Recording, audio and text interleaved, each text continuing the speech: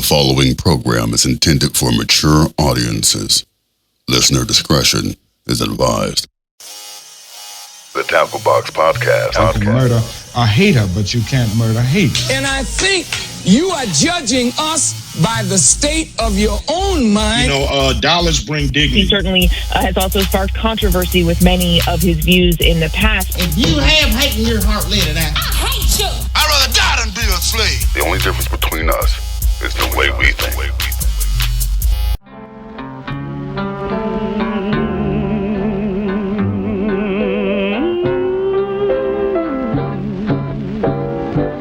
If I didn't care more than words can say,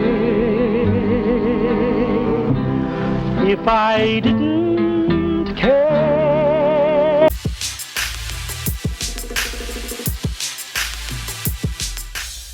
Welcome to the Tackle Box, where history, culture, and reflection converge.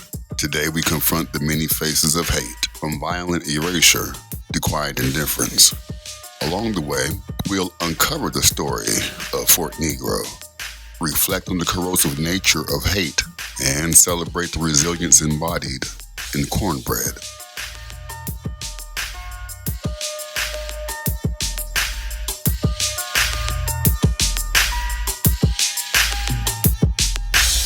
Commence au festival.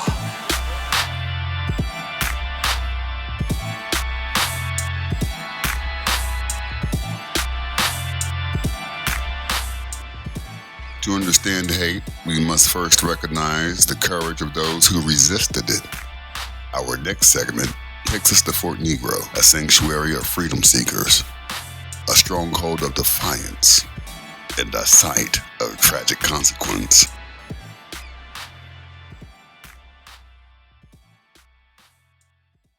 It was the summer of 1816, a time when the United States was pressing hard to drive native peoples out of Florida. But Florida wasn't just disputed land, it was a sanctuary.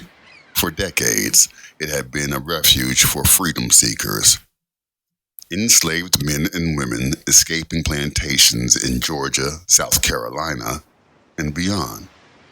They found safety among native tribes, forming communities of resilience and defiance. On July 27th, U.S. forces, aided by Creek allies, surrounded a fort.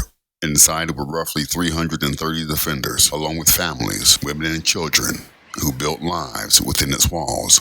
Most were Maroons, Africans, and African Americans, many of them formerly enslaved, now living in solidarity with Native allies.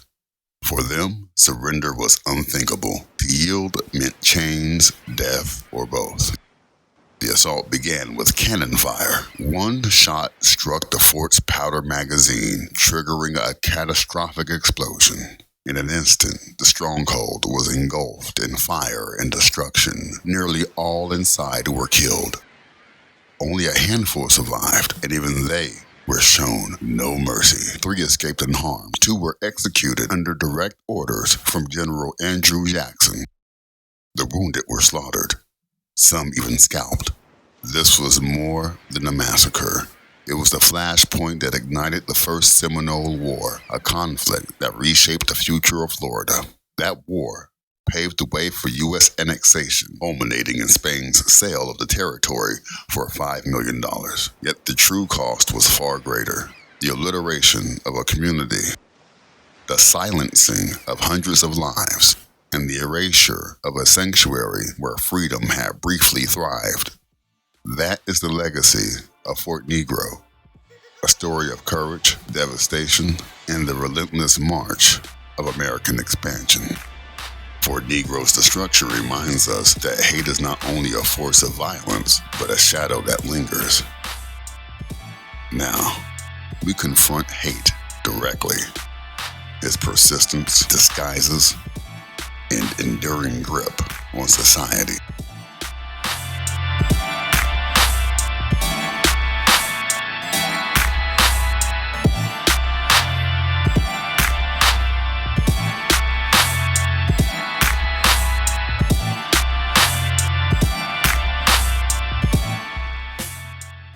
listening to the Tackle Box Podcast. I hate you. You hate me? Yeah, that's right. You make me sick. I hate you.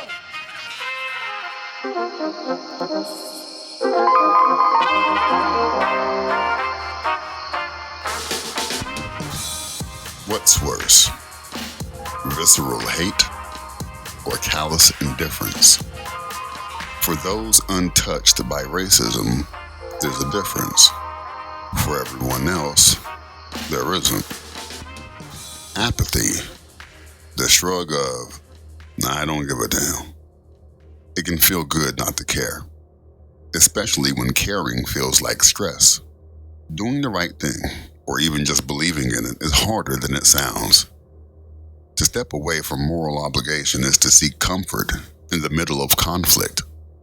And I say this not to excuse it, but to explain conservatives and centrists who call themselves colorblind. We all dodge conflict when we can. It's human.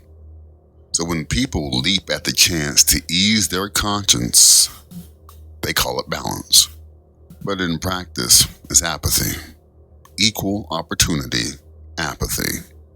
And here's the problem. In the context of race, indifference doesn't feel neutral. It feels like hate. Because indifference preserves racism, they'll tell you individualism is greater than group identity. That sounds noble in theory, but in reality, it's rose-colored naivete. A way to ease the burden of being decent in a sick society. So let's talk about hate, not racism itself, but hate and the intolerance of racism. Of all the groups in America, Black people have tried the hardest to assimilate into a society built on white supremacy. And yet, statistically, they have the least to show for it. Why are Black folks the primary target of white supremacist hate? Was it the Moors and their invasions? Was it refusal to submit to the so-called natural order? Was it jealousy over miscegenation? White partners breaking taboos with Black lovers? Dominance is one thing, but the depth of hate tied to white supremacy, that's hard to explain. Anger comes from pain. So, where does it hurt? Here's the truth. Racism isn't always about hate. Racists don't have to dislike you. They just don't treat you as equal. If I treated you as less than equal, it would feel like hate to you. But to me, I could feel nothing at all. Take sports. White supremacists love their favorite team. Many of them almost entirely Black. Love them. Because they see Black athletes as entertainment. They always have. That's why so many of the richest Black Americans are entertainers. White supremacy loves Black people in assigned roles, but step outside of that role, refuse to be defined by race. That's when the hate shows up. To them, subservience is lovable. Independence is intolerable. Think of it this way. Racists treat people like pets. Do pet owners love their pets? Of course they do. Do they treat them like humans? Most don't. So yes, racism can be hate-free. And that's important to understand, because if you only look for hate, you'll miss the racism hiding in plain sight. Notice how putting the word white in front of almost anything gives it a negative connotation. White flight, white fragility, white supremacy. It doesn't bother most people because we know the history. White colonizers were relentless, savage even, in establishing dominance over people of color. So now, when anything is labeled white, it carries the stench of that history, even if it's just the white Pilates class. And Pilates never hurt anybody. But let's circle back to hate. People think hate is racism. Nope. They think racism is hate. Nope. I get it. It feels that way when you're the one being discriminated against. But hear me out. Back when Black Americans were considered chattel, slave masters thought of themselves as kind, even gentle. They wouldn't harm a hair on a slave's head. They'd pay poor white folks to do their dirty work. As long as they maintained their sense of superiority, they could be the nicest people you'd ever meet. Once you stepped out of place, once you demanded equity, that's when resentment turned into hate. Because equity means loss of advantage, and loss of advantage feels like disrespect. And disrespect curdles into resentment, and resentment breeds hate. Here's the failure of the American experiment. We've tried to strip the hate out of white supremacy, but we've left its paternalism intact. The result? Hate-free racism, the kind the majority can feel good about. Most racists aren't loud bigots. They're paternalists. They surround themselves with people they deem inferior, convinced they know what's best for them. These are the ones who perpetuate systemic racism. They're the ones closest to you, colleagues, neighbors, even friends. They're harder to spot than the loudmouth bigot who gives himself away every time he speaks. And here's the trick. Paternalists want you distracted by the bigots. Because while you're busy fighting the obvious hate, they run business as usual. That's the real danger, not the hate that screams, but the indifference that smiles.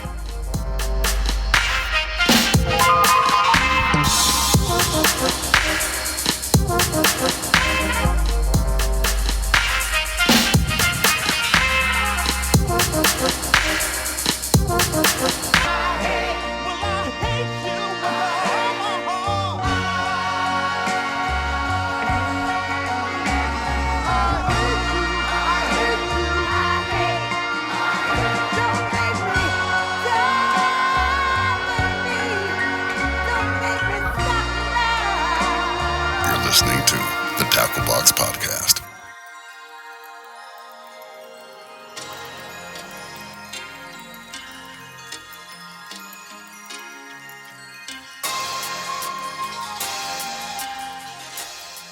Hate may scream and indifference may smile, but neither can erase the ways culture sustains us. Even in the face of oppression, traditions endure, offering comfort, identity, and strength, where Cornbread tells its own story of survival and belonging.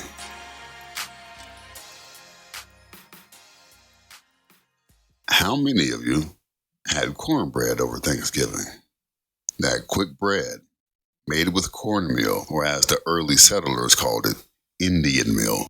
Whether it was baked cornbread, crackling bread, corn pone, hot water cornbread, Johnny cakes, or hush puppies, you were eating a direct descendant of indigenous American cuisine. Corn was the foundation of the indigenous diet, cultivated across the continent long before wheat arrived. Native communities used it for cakes, breads, porridges, and when Europeans settled in America, those recipes were shared.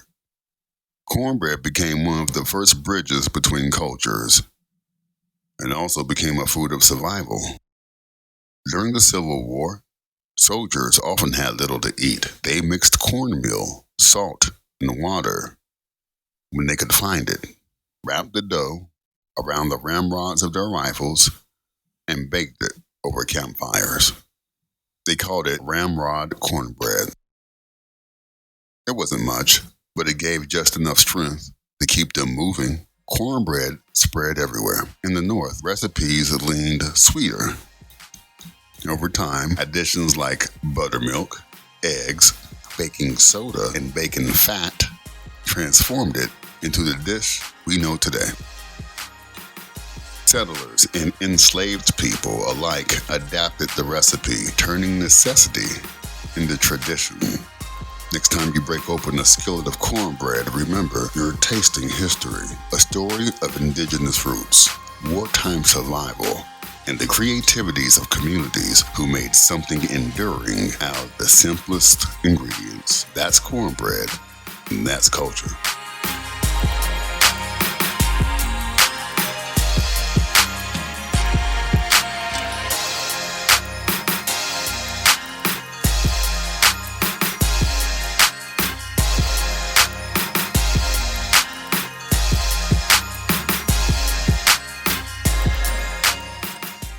You're listening to the Dacklebox Podcast.